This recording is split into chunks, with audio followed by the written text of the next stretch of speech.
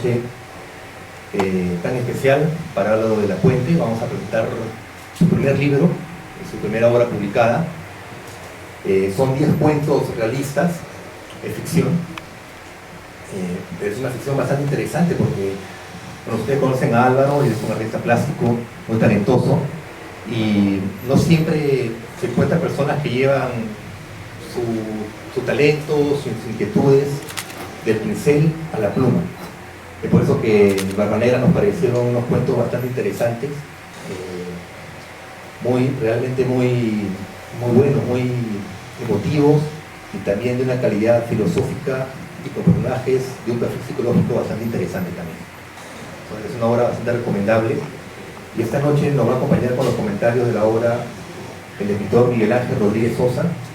También ha publicado con nosotros algunas novelas como El arriero de Trapacá, que fue la primera novela que publicó Barba Negra cuando estamos en nuestro rubro de novelas históricas.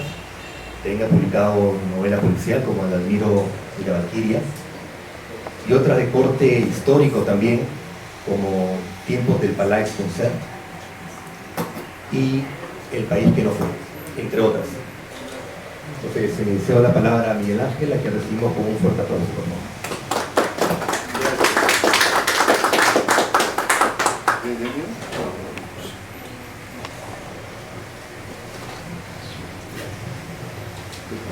Buenas noches con todos, gracias por su concurrencia y les anticipo también mi agradecimiento por la atención que puedan dispensar a mis palabras.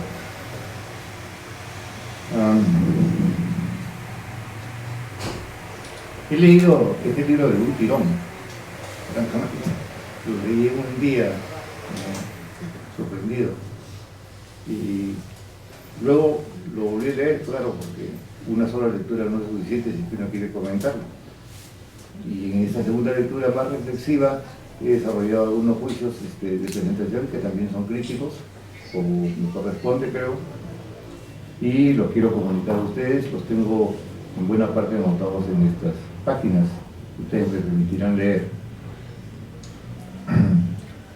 Los sueños de Morfeo, el libro de narraciones de Álvaro de la Puente Muñoz, primera incursión en el campo del arte literario de quien es artista plástico, es un grato hallazgo que se lee bien.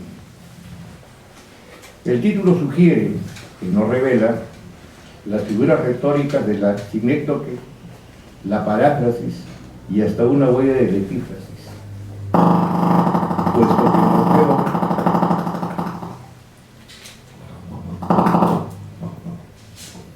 puesto que Morfeo, en la mitología griega, es el dios de los sueños, capaz de aparecer en los sueños de las personas mediante formas simbólicas y en un sentido también apuntando a la naturaleza embaucadora de los sueños.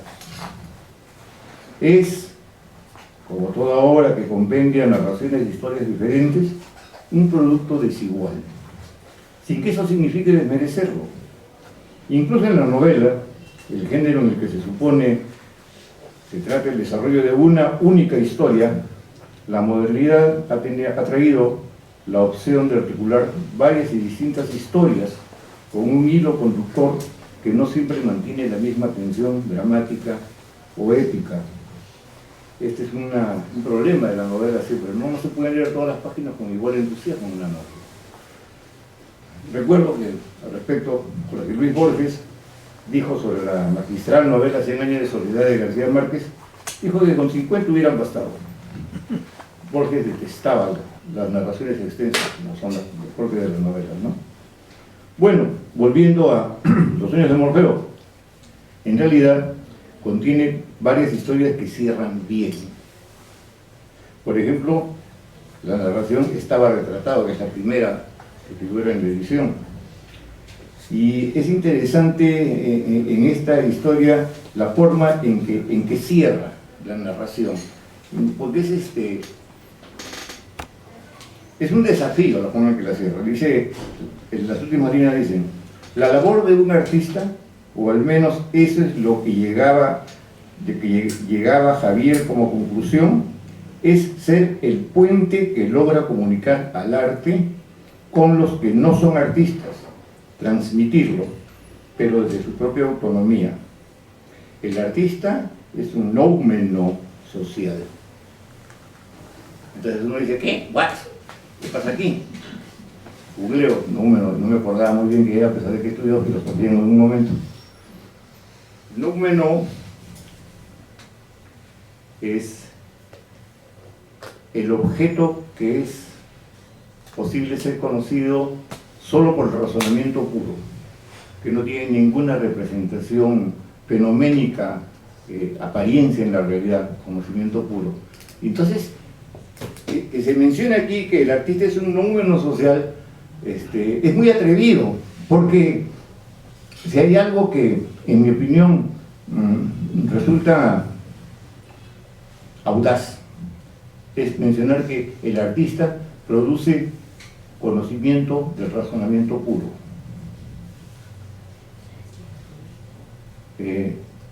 Lo corriente es pensar que el artista representa imágenes del mundo desde su óptica, desde su razonamiento, y que incluso el arte abstracto se llama abstracto precisamente porque abstrae de lo concreto líneas, trazos, colores o composiciones o lo que fuere, ¿no? Pero siempre con relación a los objetos de la vida sensible.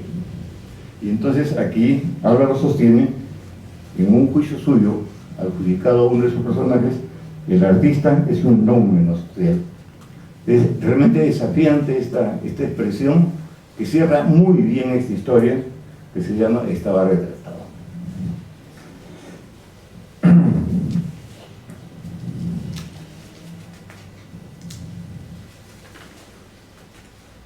Hay historias también en donde se puede anotar importantes logros del novel narrador que tiene como experiencia el arte en su expresión plástica. Es muy importante que desarrolle también una experiencia en la escritura, de las letras, de las bellas letras, porque eso completa, ¿no? Completa la evolución de su espíritu creativo. Yo pienso que un gran artista es uno que desarrolla talentos en diversas expresiones del arte, ¿no? Un Leonardo, por ejemplo, una figura milenaria de los talentos múltiples que se podían, de los que podía aplicar su arte, ¿no? Bueno, por ejemplo, en una historia interesante, Por mi arte hasta la muerte, ahí en la narración están contrastados muy bien descripciones de ambiente, ¿no? Son una expresión de la fina percepción del autor sobre los ambientes en los que se desarrolla la historia. Por ejemplo, cuando dice: las personas que asisten a las visitas guiadas de una exposición artística con el autor, con él o los autores de esta, son personas a las que genuinamente les interesa o bien la obra de un artista o bien el arte en general. Es una muy bien lograda descripción de ambiente, ¿no? El ambiente en el que se desarrolla la narración. Y también hay partes bien logradas en ese cuento de las historias con exposición de juicios de valor que el autor reclina en la personalidad de sus protagonistas o personajes de la narración. Como en un diálogo que dice: el elegir esta carrera es como una hermosa maldición, pero hay que hacer lo posible y más que eso, ¿no?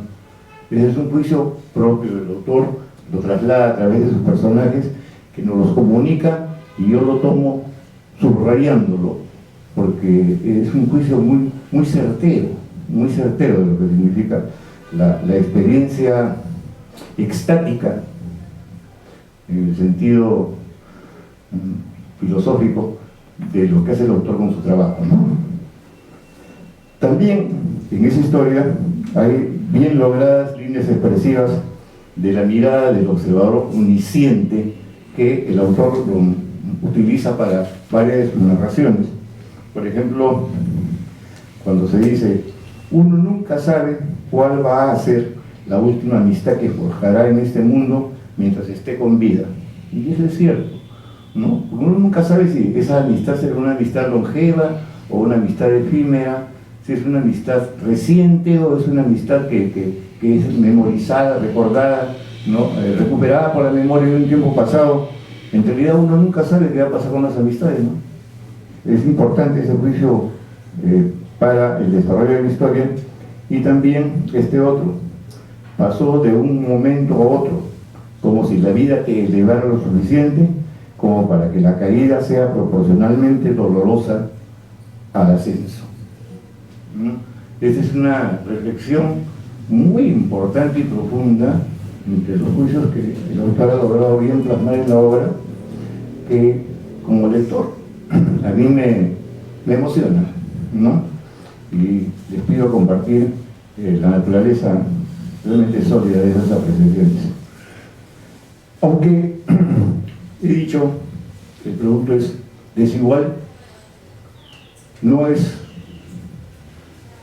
una crítica malsana orientada en un sentido destructivo, sino es un reconocimiento de un hecho. Todo lo humano es imperfecto, los humanos somos imperfección más lograda de la obra de la creación. Yo escribo y también reconozco que algunas de mis páginas podría haberlas cortado y tirado al tacho de la basura, ¿no? Una novela de 300 páginas puede tener fácil 100 páginas que son absolutamente prescindibles, pero que de alguna manera hilan la historia. Entonces, no es de ninguna manera un cuestionamiento denigratorio de decir que una obra es desigual como esta o como cualquiera. Aunque en esta narración que he mencionado, Por mi arte hasta la muerte, creo que se apresura forzadamente el desenlace de la historia de un modo que, en mi valoración, muy opinable y seguramente criticable, se trivializa la narración. Parte final de la historia dice: no me queda nada, dije con mucha tranquilidad pasando por encima de él y caminando hacia el incendio. Escuchaba a la gente horrorizarse. Todo pasó demasiado rápido para ellos.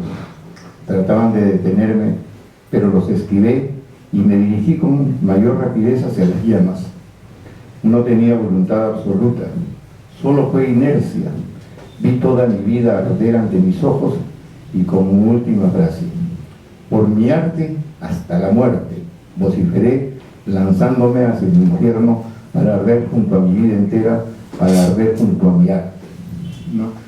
Es un final dramático, pero no sé, mi juicio personal, y estoy seguro que no tiene que compartirlo, pero me repetirán que compartirlo a mí, es que hay una hiperdramatización en ese final. Yo pienso que puede tener un desarrollo más sólido. Esa es mi idea. Y otro aspecto crítico es que en una historia, por ejemplo, Happening, ¿no?, hay una valoración inexacta de la semántica de palabras, como ambigüedad o ambiguo. Y esto sí es un problema de orden formal que, estoy seguro, con el crecimiento de la experiencia del escritor, sumado a su talento, va a ser muy rápidamente superado. En Happening se dice: ¿por qué ser un observador es ambiguo? Pues simplemente porque un observador tiene un solo punto de vista, un único ángulo de enfoque, una sola perspectiva, una sola opinión. Entonces, estas características, un juicio, un punto de vista, un ángulo de enfoque, una perspectiva, una opinión, fenómenos únicos en cada uno de su clase, no son consistentes con la valoración que se les da de ambigüedad, donde por lo menos amor, se sugieren dos partes de la ecuación. Eso me parece un problema de forma que, claro, a cualquiera que escriba le ocurre, ¿no? Pero también en esa historia hay una crítica que yo considero acerada, filosa realmente, y muy válida, del llamado arte conceptual, ¿no? Hay una parte donde se menciona: ¿qué hacen estas ramas pegadas en la pared? No se confundan, señores, esas ramas son la última obra de César Machietti, una denuncia hacia la deforestación y contaminación ambiental, al evidenciarlo con el cuerpo muerto de un árbol que recogió de un parque y colocó en las paredes. Y más adelante se dice: pero me llevo esas ramas a mi casa, ¿cierto? No se emocione de más.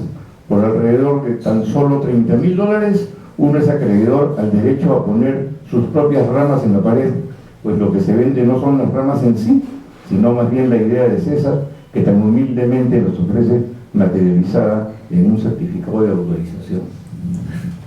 Eso me parece una crítica lapidaria a ciertas expresiones performáticas del llamado arte conceptual, que en mi opinión no sé qué pueda significar. Realmente no sé qué pueda significar el arte conceptual, pero seguramente me corregirán de mi ignorancia en algún momento muy próximo. Y sigue, ¿no? La crítica es cada día más, en cada momento más candente.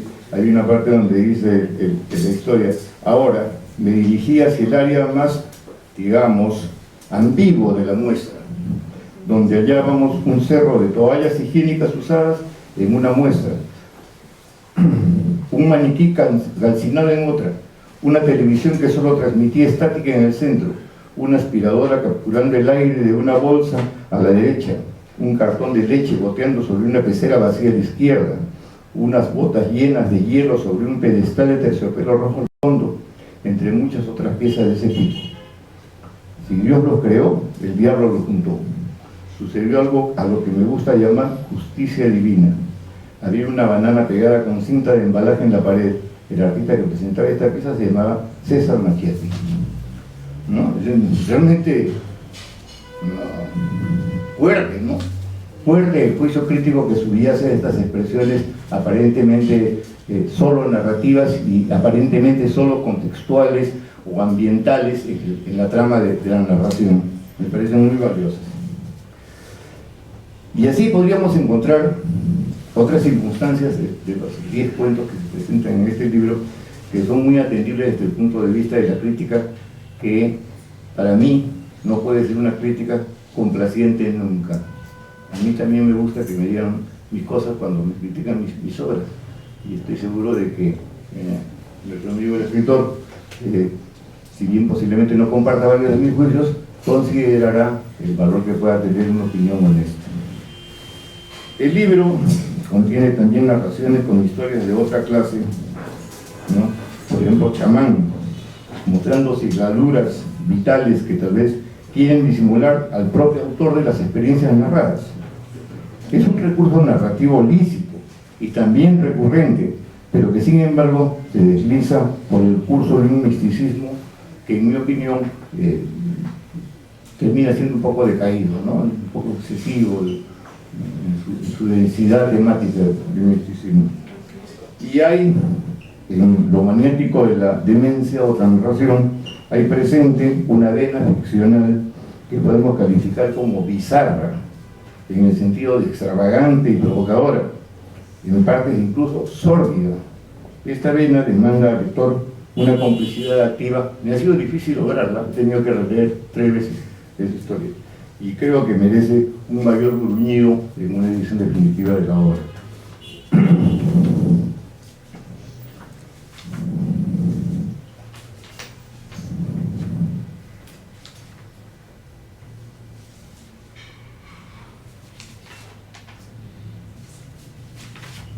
Bueno, esas son algunas notas que he sacado. No los quiero tampoco aburrir con una pretenciosa y pseudoacadémica exposición crítica de mis juicios sobre los valores de la obra, que los tiene bastantes, y les recomiendo su lectura.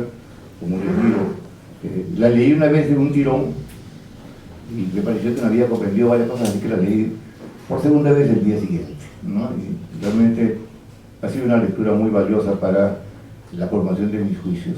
Y felicito entonces al autor, ¿no?, por su obra, y espero que persevere en la producción de las letras, así como ha destacado y destaca en la producción pictórica, lo haga también con los textos escritos. Felicitaciones.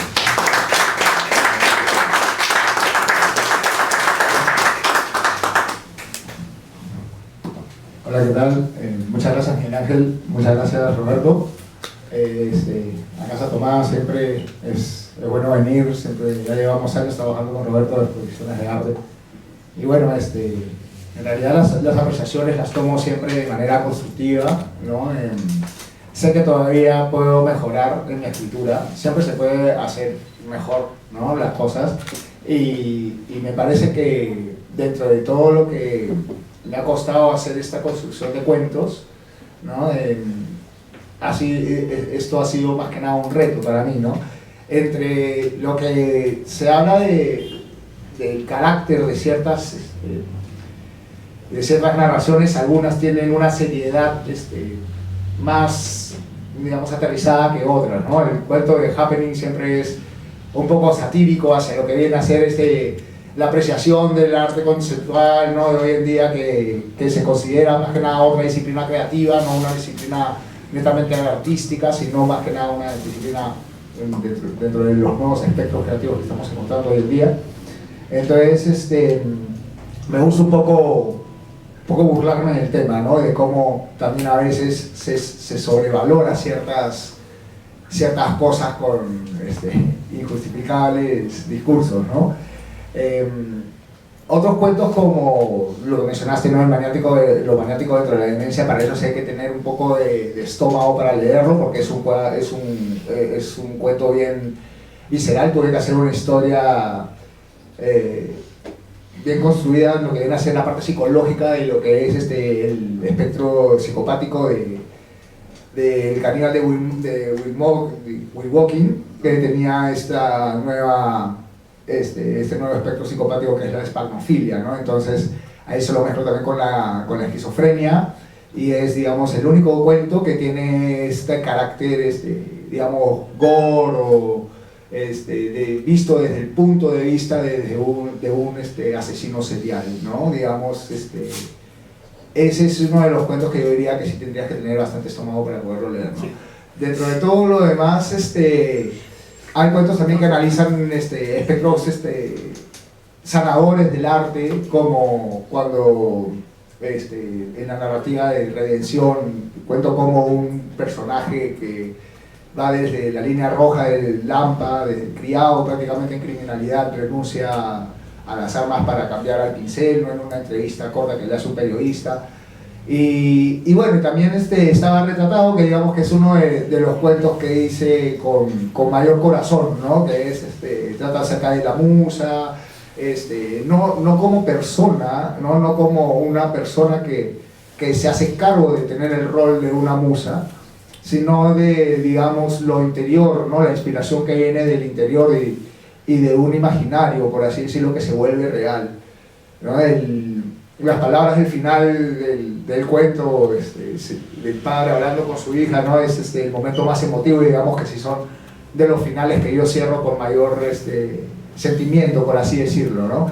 Hay otros cuentos que sí son basados también en historias bruscas, como Por mi arte hasta la muerte, que es la historia, y que también se basa en la historia real de un artista que vio que su taller se quemaba y se metió a quemarse con sus obras por el simple hecho de que tenía todo ahí, todos sus cuadros, ¿no? Toda su vida.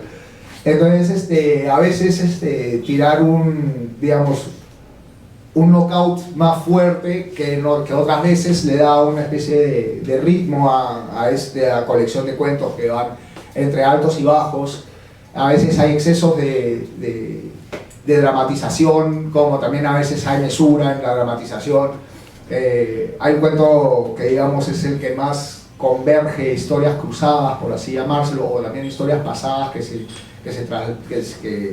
se trasladan hacia tiempos actuales, y vamos viendo un recorrido, digamos, de lo que es una herencia, ¿no? Que es precisamente el cuento de la herencia, ¿no? Que también tiene esta ambigüedad de que el personaje también no es un personaje que tiene un estilo de vida, digamos, conservador, por así decirlo, ¿no? Es también bordeando con lo que vienen a ser los espectros psicológicos de las relaciones interpersonales de hoy.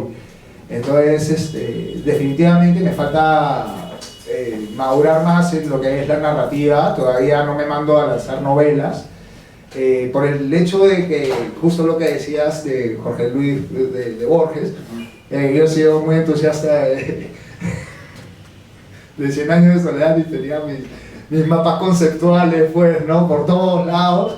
Y es como, wow, ahora lo pasaron a la serie de Netflix y la veo y digo, ay, hazme el favor, o sea, no hay ni una pizca de lo tedioso que es leerte esa novela. Y en verdad es como el proceso de Kafka, que tú dices, ¿cuándo va a terminar este libro? ¿Hasta qué modo? O sea, ¿hasta dónde me va a dar? Claro, ¿no? Y es como un golpe intelectual tras otro, ¿no? Un reto intelectual tras otro, y tienes que estar ahí al rato. Estas historias se un poco divorcian de ese estilo literario y vamos más hacia el lado más tipo Julio Ramón Ribeiro de las cosas, ¿no? Que tienen un final sorpresivo y una trama interesante dentro de lo que es lo descriptivo. En el cuento chamán siempre me gusta salir, digamos, de mi área de confort, ¿no? Y es un cuento que empieza en la selva, ¿no? Pero termina en la ciudad, ¿no? Y tiene esta reflexión de cómo los chamanes pierden este contacto con la naturaleza al rendirse al mundo de lo urbano, ¿no? Entonces es un poco darle la vuelta a la situación que normalmente narro, que parte desde una decadencia urbana hacia un auge o hacia una situación, o parte dentro de un concepto ya netamente jungla de cemento.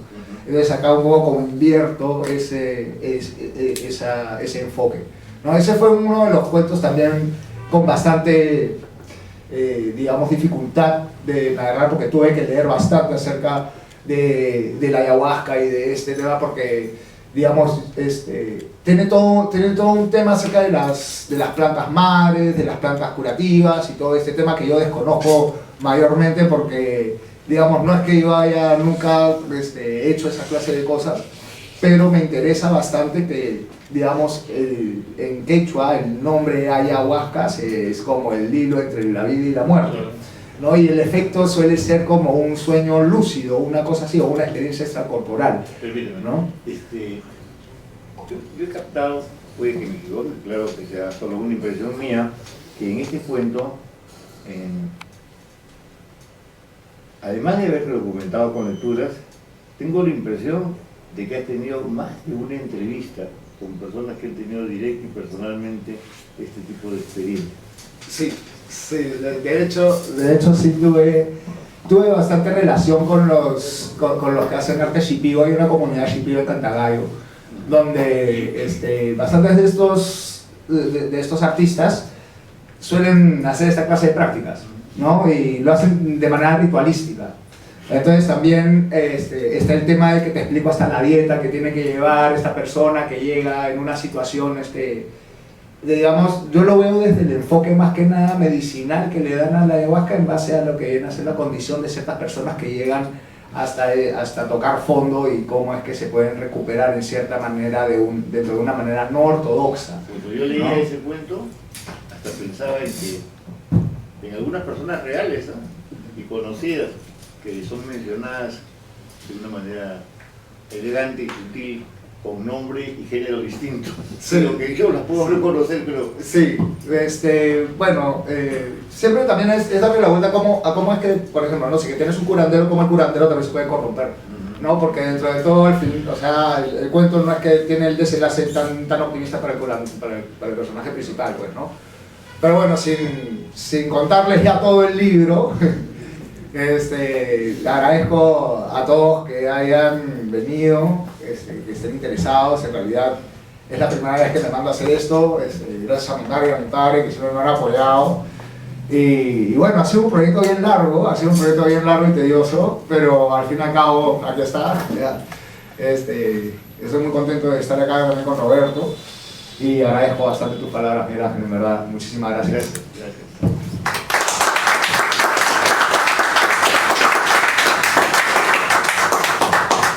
Gracias.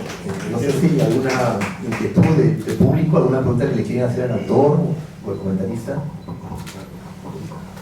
Sí. Pero yo la paso si quieres.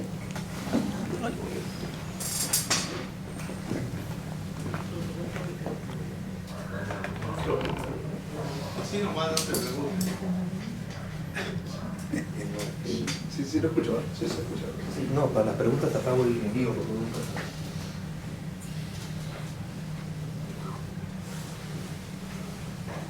Muchas gracias. Bueno, felicidades. felicitaciones en todo caso al autor y a su obra.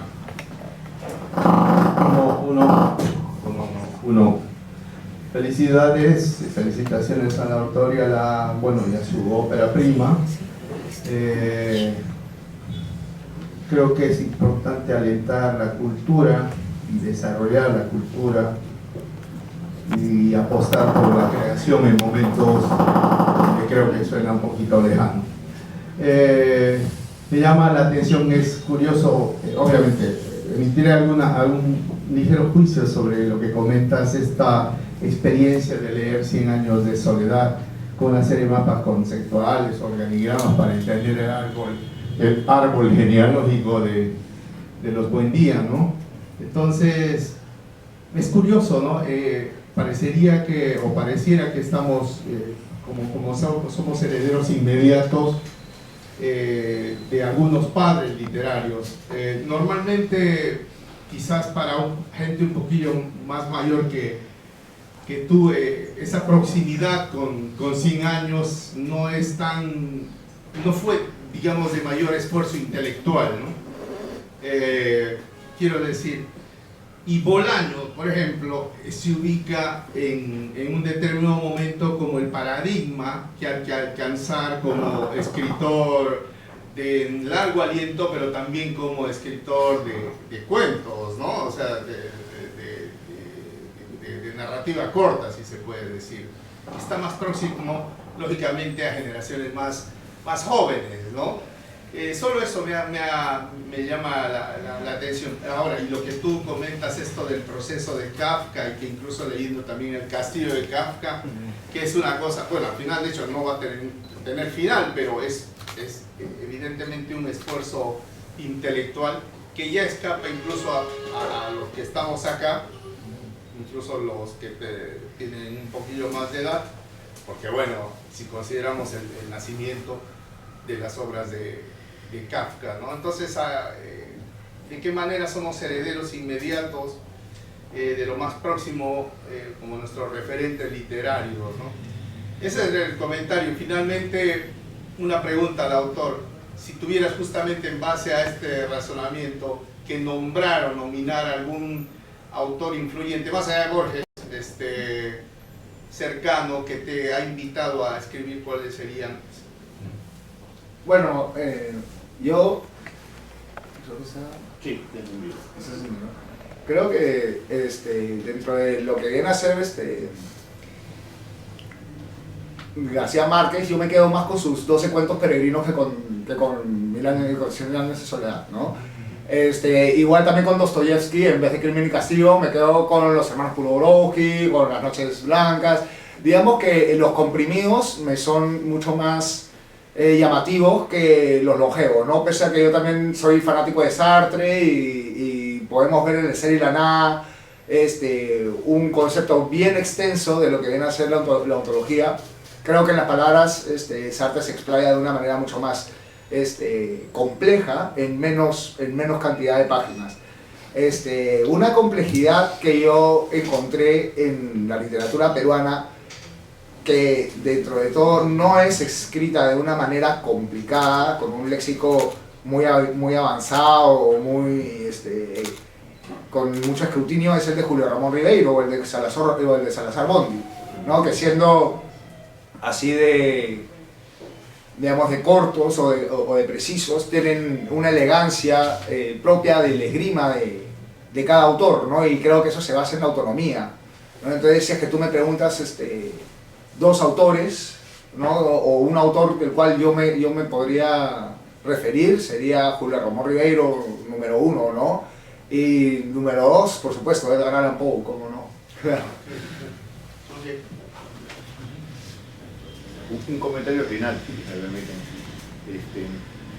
Se ha mencionado aquí muy acertadamente que la de Álvaro es una ópera prima en este nuevo arte para él, de los tantos artes distintos que ya viene ejerciendo honores. Y me atrevo a anticipar como augur descalificado un futuro. Creo que uno va a ofrecer próximamente como producto literario la novela. ¿Por qué? Porque el cuento es un género muy difícil. Yo no podría escribir cuentos. Realmente me muero de miedo de escribir cuentos, ¿no? El cuento requiere mantener un hilo tirante de la tensión dramática, requiere un clímax y anticlímax y un desenlace que sea sorprendente y sorpresivo también. Y son muchos retos los que tiene el autor de escribir un cuento, como escribía Borges, o como en su nivel escribía también Julio Ramón Rivera. Aquí, varios de los cuentos, en realidad, se notan como comprimidos, ¿no? La historia está comprimida, los backups y los saltos temporales aportan a esta compresión de la historia que opera mediante fracturas en el tiempo y la introducción de personajes y situaciones que no estaban consideradas en el hilo conductor del principio. Entonces, yo digo, acá hay 3 o 4 historias que en realidad están queriendo su novela. Sí, o sea, lo que aquí aparece en 25 páginas da para 250 páginas fácil. Sí, tranquilamente Entonces, me vamos puedo... ya. La ópera prima es la ópera prima. Mi primer libro también era un libro así, escueto en volumen, pero uno va aprendiendo que si se deja llevar por la imaginación y tiene el empeño, las historias desarrollan, ¿no? Fructifican, ¿no? De hecho, sí he escrito con novelas, pero todavía tengo que mejorarlas, ¿no? Como que todavía no las siento tan maduras como para pasarlas a publicar, ¿no? ¿Y por qué? Siento de que todavía las tengo que mejorar aún más, trabajo de personajes, cosas así, ¿no? También que tengan esta, digamos, esa función de que las palabras también tengan un significado y un significativo, ¿no? Que vaya más allá de solamente como, por ejemplo, el noúmeno, ¿no? La palabra noúmeno, ¿no? El concepto de noúmeno, digamos, es lo que origina el fenómeno, pero no se puede ver, ¿no? Entonces, en el racionalismo de Kant se puede apreciar, o sea, de que la fenomenología se da a partir de un noúmeno que nosotros no percibimos, pero que da lugar al fenómeno que sí percibimos, ¿no? Entonces, como comprimir esas separadas, el artista es un noúmeno social, es como el artífice que le da origen al fenómeno social, pero que no vemos ese artífice. Y ahí, ¿no? Hay 60 páginas más. Entonces sí, se puede, Claro. es una maraña de hilo que puedes extender un montón. Eso sí, tan solo de esa frase puedes sacar también bastantes estudios etimológicos y psicológicos acerca de lo que es la evolución. Y unos diálogos sostenidos en esa frase y un debate sobre esa frase que dan una novela. Entonces, yo reitero, mi augurio es que Álvaro nos va a ofrecer posiblemente una novela, por lo menos. Claro que sí. No, sin spoilers. Esperaremos. Sí.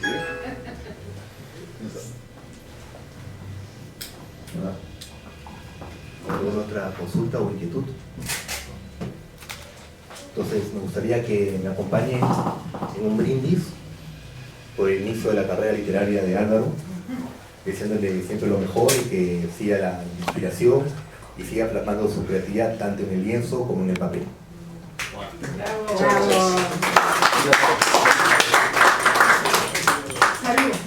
Salud. Salud. Saludémonos, pues. Salud.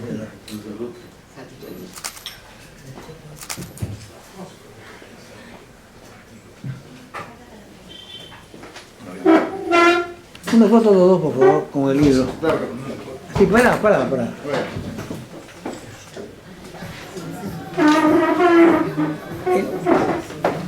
¿Cada uno usando el libro? Encantado. Gracias. Lo que me gusta es que tampoco no es complaciente. Es un gusto bastante. No, está espectacular, porque está bueno, esa es la primera que se necesita. Sí, también.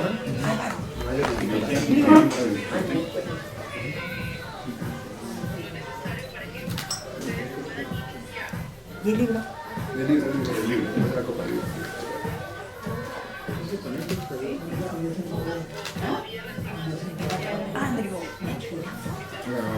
Espera, una más, otra más, porque ando con el flash y me tapó todo. Espera, espera, Andrew, espera.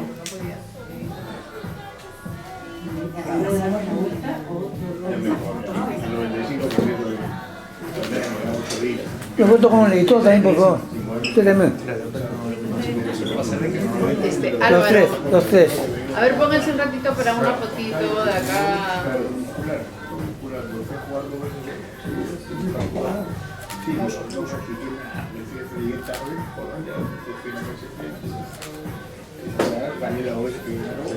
Gracias. Yo normalmente voy a la universidad, normalmente estoy demasiado complaciente.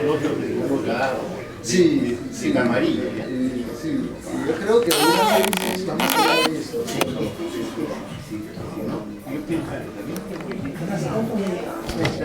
No,